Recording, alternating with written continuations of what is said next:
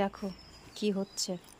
এখন বিকালবেলা ঘর থেকে বেরিয়ে এসেছে, দিয়ে এসে বেগুন গাছের পাতা ছিঁড়ে ওই যে খাচ্ছে। মানে ওকে সাধে ছাগল বলি বলো। দেখো ওকে ডাকছি কিছুতেই আসবে না, তারপরে বেরিয়ে দেখছি এই যে পাতাটাকে ছিঁড়লো, দিয়ে দেখো আমি ছাগল তাহলে বলো, সাধে ছাগল বলি। দেখো দেখো অবস্থাটা দেখো।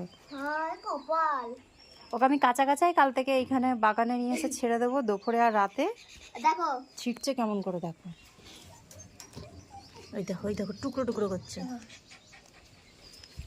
তো ছাগলের খাবার কুকুরদেরকে দেবা, কুকুরের খাবার ছাগলদেরকে দেবা। যদি আপনাদের বাড়িতে এরকম প্রাণী পশু আছে যে একটা কুকুর তো এক ফোটাও না, পরে সব জানোয়ার একসাথে মিক্স, ছাগল গরু হনুমানের মতন এরকম এরকম করে লাফায়। হনুমান না ব্যাঙের মতন চার পা দিয়ে লাফায়, এই যে বসে মানুষের মতন। আর জানো একবার ডিগবাজি খেয়ে নেয় দিয়ে এরকম করে বসে।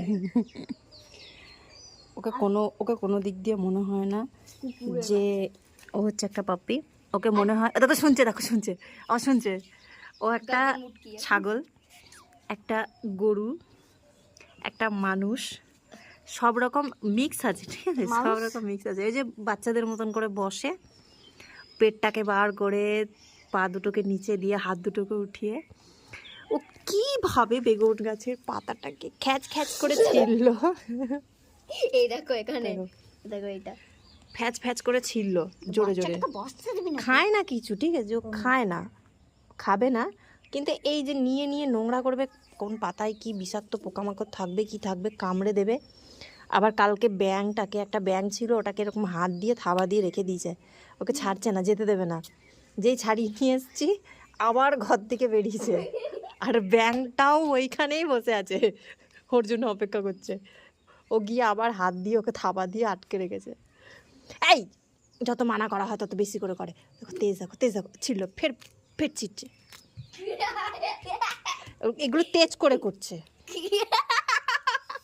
দেখো আমার গাছে একটাও পাতা থাকবে না। আর আর তোমরা আরো বেশি একটা জিনিসে হাসবা। এই পুচকুটা প্রথমে যখন এসেছিল খুব মোটা সোটা লাগছিল, প্রথম চান করানোর পরে ছাল ছাড়ানো এরকম ফুল ফুল হয়ে গেছে, আর যে একদম পুরো গায়ের পশম ছাল ছাড়ানো মুরগি মনে হচ্ছে। আর চান করার পরে শেরু বেগুন হবে না কিন্তু গাছে এরকম করলে।